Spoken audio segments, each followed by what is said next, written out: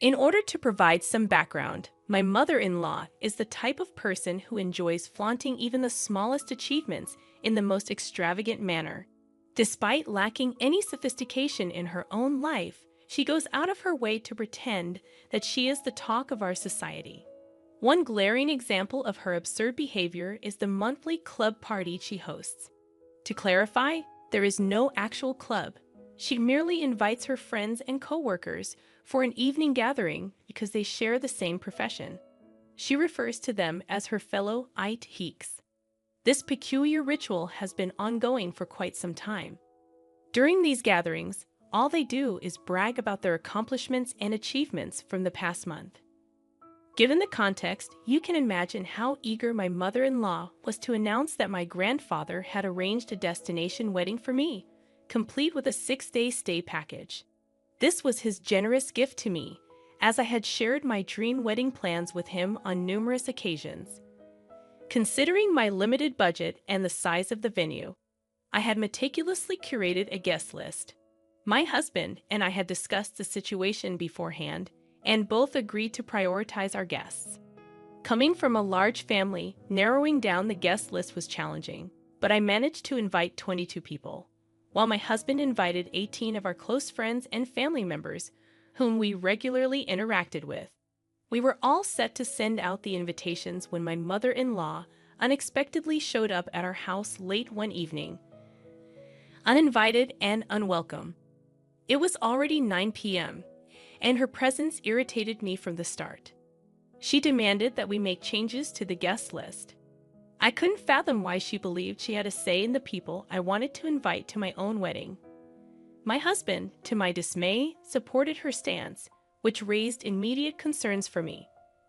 I inquired about the changes she wanted, and she mentioned that she had already promised a few of her work friends an invitation. These friends, she claimed, were part of her IT Geeks group. I politely informed her that there was no room left on the guest list, as every invitee was someone we had a close relationship with and interacted with regularly. I sought support from my husband, but he avoided my gaze and sided with his mother. Despite explaining the situation to her, she insisted that I make adjustments. Frustrated, I showed her the guest list, emphasizing that every individual on it was someone intimately connected to our lives, and there was simply no way to exclude them. She then suggested removing my cousin's sister, whom I had lived with for 7 years after college. Her reasoning was that my cousin had moved to Birmingham recently, and it would be inconvenient for her to travel to the States. My patience wore thin, and I asked my husband to reason with her, but he continued to support her perspective, emphasizing the importance of inviting her chosen guests, especially after she had shared details about the destination wedding with them. I tightened my lips in frustration, feeling utterly lost on how to reason with my own fiancé, who was clearly being irrational. My anger boiled over, prompting me to storm out of the room. The following day, I woke up with a resolve. I would give them a taste of their own medicine. If they could be so thoughtless about my wedding, all for the sake of saving face in front of their colleagues, then I could be equally inconsiderate. I dialed my grandpa and recounted the events from the previous night. When I finished explaining, I made it clear that I wouldn't waste my energy trying to make them see reason. Instead, I decided to strip away the main attraction from their little charade. I informed my grandpa, whom I love dearly, that I was removing him and grandma from the guest list, along with my dad's brother and his family. I also asked him to resign the gift he was giving me since he was no longer invited. Thankfully, my grandfather understood my intention and supported me without harboring any resentment. When I sent the updated guest list to my mother-in-law and fiancé, they were taken aback. I calmly informed them that those were the only individuals I could remove, but in doing so, we had lost our wedding venue. I made sure my fiancé understood the urgency of finding a new venue within the next 2 months or postponing the wedding. Additionally, there was the hassle of reprinting the invitation cards and arranging accommodations for out-of-town guests. I wanted both of them to grasp that none of this predicament would have arisen if it weren't for the generosity of someone in my family who had funded half of our wedding. However, I didn't expect them to suddenly start apologizing for their actions. My mother-in-law came over again, expressing remorse for coercing me into altering the guest list. She implored me to call my grandpa and invite him back, asking him not to cancel the hotel reservation or make any changes. I couldn't help but wonder why she was apologizing now, after she had already achieved what she wanted. She had made a commitment to her colleagues, and now they were receiving invitations. This weighed heavily on her, and she vocalized her frustration, noting that inviting them wouldn't make sense unless the wedding was at a destination. She emphasized that a non-destination wedding would be ordinary and uninteresting to others. Upon hearing her express these thoughts, my husband finally admitted that he regretted supporting her decision. However, I wasn't ready to let his actions off the hook so easily. I reminded him that he shouldn't need extreme measures for him to support me in obvious situations. Although he apologized once again, I made it clear that my decision was final. It was a done deal, and even if I were to re-invite my grandpa, we wouldn't get back his incredibly generous gift. Was I being an angel for standing my ground? I recognized that, ultimately, the wedding was mine, and I should focus on myself. Yet, I couldn't help but feel a bit petty about not reversing my decision. Did this make me a bad person? However, my mother-in-law wasn't finished causing problems for us. As I mentioned in my previous post, I had no intention of asking my grandpa to reinstate his gift. This decision visibly upset my mother-in-law to the point where she began a habit of calling my fiancé every other day. She portrayed me as an ungrateful troublemaker seeking revenge. While, yes, I had taken certain actions that made me feel good, her labeling me ungrateful when she was responsible for this situation felt like too much. But it didn't end there. She went a step further, advising my fiancé to reconsider his life decisions, insinuating that what I had done was just the beginning and that his life would be this way if he married me. During one of these conversations, my fiancé was speaking on speakerphone, and I overheard these hurtful words. I was grateful for this transparency because I knew that my fiancé typically concealed anything that could potentially create discord in our relationship.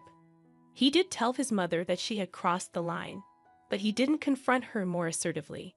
It's his relationship with his mother, and I understand that I can't ask him to sever ties with her just because she dislikes me. However, I am aware that if her interference continues, I might reach a breaking point, as I can't imagine enduring this for the rest of my life. Today, I had a heart-to-heart with my grandpa, sharing the news about the new wedding venue we had secured. While it didn't align with the vision I cherished my whole life, it was still a beautiful place, and I found happiness in it. I reassured him that he was invited again, and his laughter warmed my heart. My gratitude and love for him overwhelmed me. He had consistently supported me in everything I did, and he continued to do so now. Confronting my husband about my mother-in-law's escalating behavior became necessary. Our conversation delved into the awkwardness certain situations had created and the pain they had caused. In the end, my husband promised to address the issue with his mother and clarify her role in our lives. I hoped for a smooth journey forward, devoid of any more drama. Finally, the wedding day arrived, and I am now officially married. Despite the unexpected turns, the wedding was a thing of beauty, and my happiness knew no bounds. I couldn't help but smile when I noticed my mother-in-law sulking in a corner with her work friends, whom she had invited. In a surprising turn of events, my grandpa gifted us a house as a wedding present, a joint gesture from him and my uncles. In the grand scheme of things, I am just thrilled to embark on this new chapter of my life with my husband. I wanted to share this update with all of you who have been a part of this journey in your own way. It infuriates me when people believe they have the audacity to dictate how someone should get married or whom they should invite. It's high time someone reminded your mother-in-law that her time to influence these decisions is over. If she wants to flaunt, she can plan her own event in the future. You should firmly tell her to back off and leave you in peace. Are you absolutely certain about marrying that guy? Anyone with an ounce of insight would have seen through the manipulative game your mother-in-law was playing, and yet he supported her. You're not clueless. but perhaps you should scrutinize your life choices more closely. On a personal note, I live in Queensland while my family resides in New South Wales.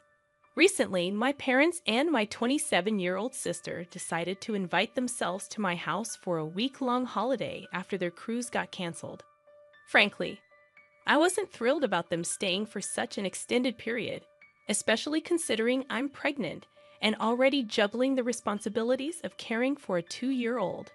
To complicate matters, our house isn't spacious enough to accommodate multiple guests. I have only one spare queen-size bed, which my parents were occupying. My sister, however, opted to sleep on my couch. She could have shared my bed with me since my husband is away for work, but her snoring and my constant nudges to roll over didn't make it a viable option. After 2 days of their stay, during dinner on the second night, my dad dropped a bombshell. He casually mentioned that they had invited my sister's boyfriend of just 5 weeks to fly up and stay with us for the entire weekend. He had already booked a ticket and would be arriving on Friday morning at 9 a.m. I had never met my sister's boyfriend. After all, he had only been part of the family for 5 weeks. What infuriated me was that no one bothered to consult me beforehand. Moreover, I didn't have the space for him to stay comfortably. He would have had to sleep on my couch, and my sister would either need to share the couch or my bed with him. The idea of a stranger sleeping in my house while my 2-year-old son was in his own room was unsettling. In sheer frustration, I called my husband, and together we decided to firmly refuse the arrangement. We believed their behavior in inviting a stranger into our home was completely unacceptable. When I called my sister to communicate our decision while I was at work, my mother exploded in anger. She berated me, questioning my judgment and accusing me of doubting their ability to judge someone's character. According to her, they wouldn't invite someone into our house who couldn't be trusted, even though they had met him fewer than 10 times. Eventually, they hung up on me, hastily packed their belongings, and left my house. Later, they sent me a text message claiming that my husband had manipulated my thoughts against them, and that they were leaving not because they were wrong, but because I had been an inhospitable host. According to them, I had become a terrible person since being with my husband for the past 10 years. 3 days passed, and they attempted to call me, acting as if nothing had transpired. Their inability to comprehend my reaction left me utterly baffled. I am left wondering if anyone can shed light on their perspective and help me make sense of this situation. Am I overreacting? I don't think so. I believe I was being a responsible parent, not an unreasonable person. I didn't invite them, and I certainly don't have a serial obligation to be a gracious host to a family that essentially invaded my home. To top it off, they invited a fourth person, a complete stranger, to stay without my knowledge or consent. Their entitlement is baffling. It's almost like they can't stand the fact that I've grown up and am making decisions without seeking their approval. This is the moment to establish boundaries. In my response, I made it clear that I'm not a terrible host because I didn't invite them in the first place. They invited themselves.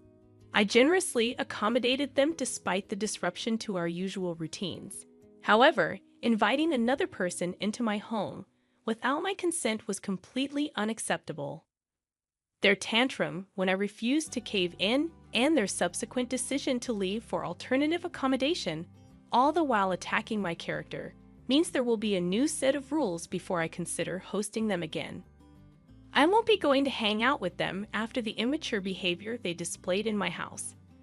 I've had enough of their inappropriate actions for now, and I've decided to limit my contact with them until I feel I can face them again. They crossed a line by inviting someone I've never met into my home without my approval. They didn't ask, they simply informed me that it was happening. The fact that they mentioned my seemingly good mood indicates they were aware it wasn't a good idea. They assumed I would be a pushover and allow it. I'm standing up for myself and the safety of my children, and I know I'm not in the wrong here. I'm a 33-year-old woman, currently 5 months pregnant, while my 35-year-old husband is away on a business trip, set to return next month. This is my first pregnancy, and recently, I've been required to continue working at the office. When I first met my husband, he was incredibly skinny, and his eating habits were restricted due to his mother's cooking. She avoided spices, sauces, herbs, and even salt, sugar, and pepper, believing this bland approach was healthier. My husband grew accustomed to this tasteless diet, but when he tried my cooking, he realized there was a world of flavor beyond his mother's limited recipes. One Wednesday, I indulged my curry craving and made a large batch. While I usually had pre-prepared meals in the freezer, this time, I gave in to the temptation. I left the extra portions in the fridge. On that day, my in-laws unexpectedly visited, having a spare key in case of emergencies. When I returned home, ready to enjoy my curry, I found it replaced by a dish made by my mother-in-law, who had thrown my meal away, claiming it tasted spoiled. Unable to stomach her cooking in my pregnant state, I discreetly gave the unwanted food to a homeless person. However, someone witnessed my act of kindness and informed my in-laws. Suddenly, I found myself bombarded with accusatory messages, even from my mother-in-law. My husband supported me, but now I'm questioning if I overreacted. Honestly, OP, it seems like your in-laws are trying to control your life. Their invasion of your home, even when you're not there, is a huge red flag. And while the focus seems to be on your mother-in-law throwing away your food, the real issue here is the lack of boundaries. Setting firm limits with your in-laws is essential before your child is born. Consider changing the locks and installing security cameras to maintain your privacy and peace of mind. Remember, your home is your space, and you deserve to feel safe and respected within it.